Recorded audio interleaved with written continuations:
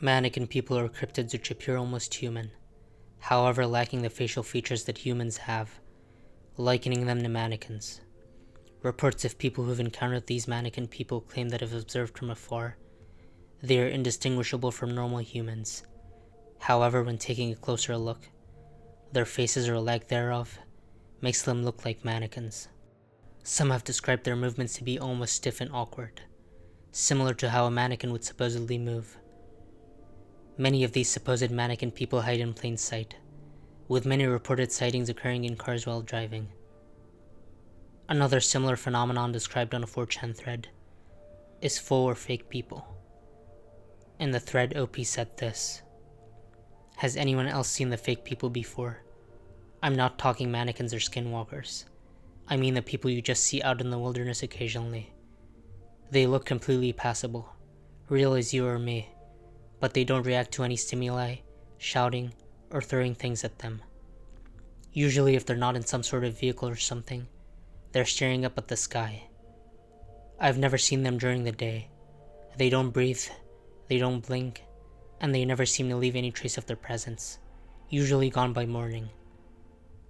OP then goes on to detail an encounter he had with one of those people. An old man sitting on a camp stool right off the road in a flat spot in the desert, staring up at the moon. OP called out to the man multiple times, and even shone a flashlight on him, but the man didn't move an inch. According to OP, although he couldn't see his face, the man wasn't breathing or anything. The sand around his feet was untouched, no footprints, and the chair the man was sitting on didn't seem to sink into the sand, just resting on top. OP claims to have had multiple encounters with similar people, even going as far as shouting and throwing stuff at them, but never getting a reaction. These people seemingly appear out of nowhere. OP claims to have found people several miles away from the nearest town, and when revisiting the same places hours later, the people disappear, the area around them undisturbed, as if they were never there.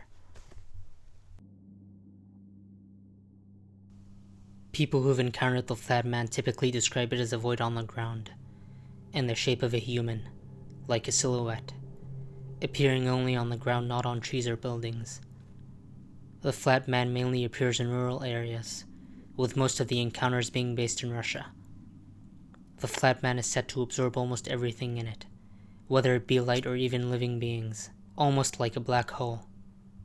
Locals of these rural areas in Russia are said to be aware of the existence and dangers of the flat man.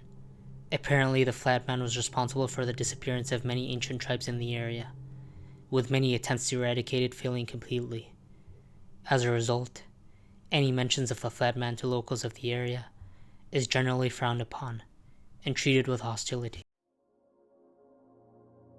And Anon on 4chan tells the story of a cryptid known as the White Man, encountered by his late father. OP's father was a typical suburban dad who'd grown up in Upper Michigan in the 60s, living in a cabin in the woods. They raised pigs and chickens and sold lumber for most of their income. OP's father would tell OP and his sister stories of the White Man growing up.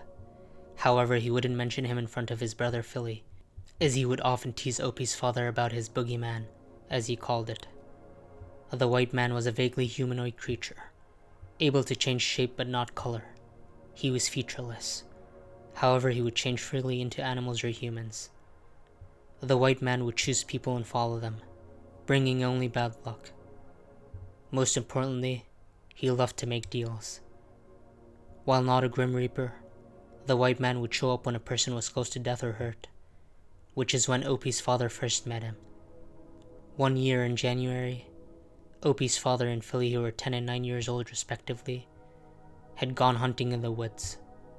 While exploring, nightfall quickly approached, and they both got lost. Philly had fell through a pond that had frozen over, forcing OP's father to dive in and help him. Both emerging from the pond soaked and exhausted, they both wandered around seeking their home, or at least some shelter, and had come across a crevice in a tree, which could only fit one of the two. Being the drier of the two, OP's father volunteered to be the first lookout, while Philly took shelter in the crevice to dry off. The version of the story differs here according to Philly and Opie's father. In Philly's version, he dozed off. Opie's father woke him up, and they kept moving until they saw lights. The lights were the flashlights belonging to the neighbors who were apparently looking for them. They then met up with the neighbors and then went home. Opie's father's version was a bit different. In his version of the story, Opie's father sat outside scanning the horizon for something to help them return. After 20 minutes had passed, he began to hear footsteps, belonging to those of a large man. At first he couldn't see anything, but the footsteps kept on getting louder and louder, until a figure as white as snow appeared, approaching him. It became clear to him that the figure was not human. It was 9 feet tall, and according to Opie's father, shaped like Gumby. It was built like a human but had no features. Frightened, Opie's father sat still, but the thing had already seen him. The thing began to speak. However, it didn't speak with a mouth. It was just words one heard. The thing began to tell its story, that it was an old thing that lived in the cold. It came when people got too cold, lost, or hurt, and took them away. With that, the thing told Opie's father to get his brother so they could follow him away. Opie's father refused, demanding for the thing to leave them alone. This surprised the thing, which proceeded to ask why he was so stubborn, since they were both going to die anyway. To which his father replied, "I don't want to die, or have him die." "Then we'll need to make a deal," the thing said. They would get out, but their lives would be unknown, and the thing would come back for them, with interest. The white man began to walk off, with Opie's father following behind, understanding that it was leading them out. Before Philly could wake up, the white man disappeared, his giant footsteps being replaced by those of a rabbit, which is when Opie's father realized that the thing could somehow shapeshift. Eventually they found their way back home.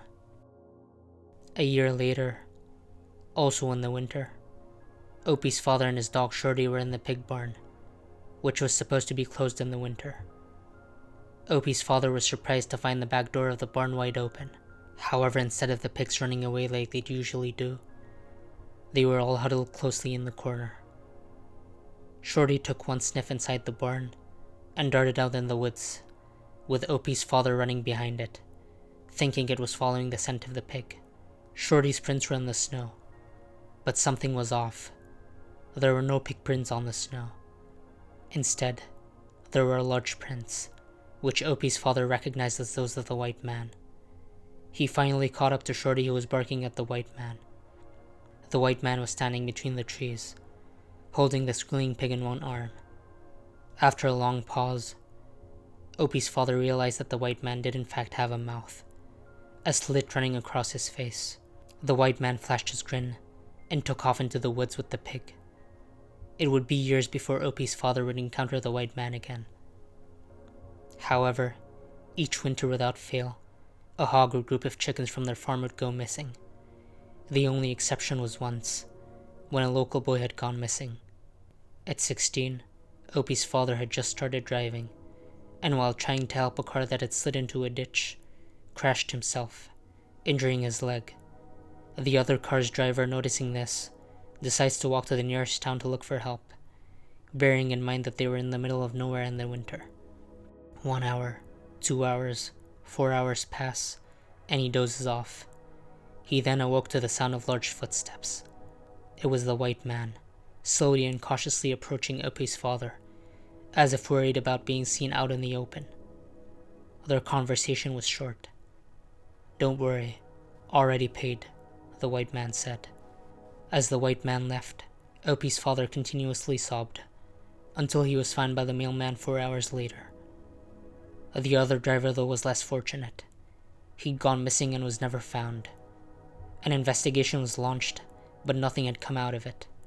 A few years later, Opie's father decided to join the military, going through basic training and working in bases for a few years, later being transferred to Texas. Towards the end of Opie's father's military contract, a storm had hit the base, bringing with it snow. The storm lasted 2 days, and while de-icing the paths and roads, he found a soldier in the distance. The soldier wasn't moving. Opie's father quickly rushed to him. As he took a closer look, it wasn't a human. Instead, he saw the same creature he'd constantly seen all these years before. "No interest," the creature said, before vanishing. 2 days later, Opie's father received a call from his sister that their father had died.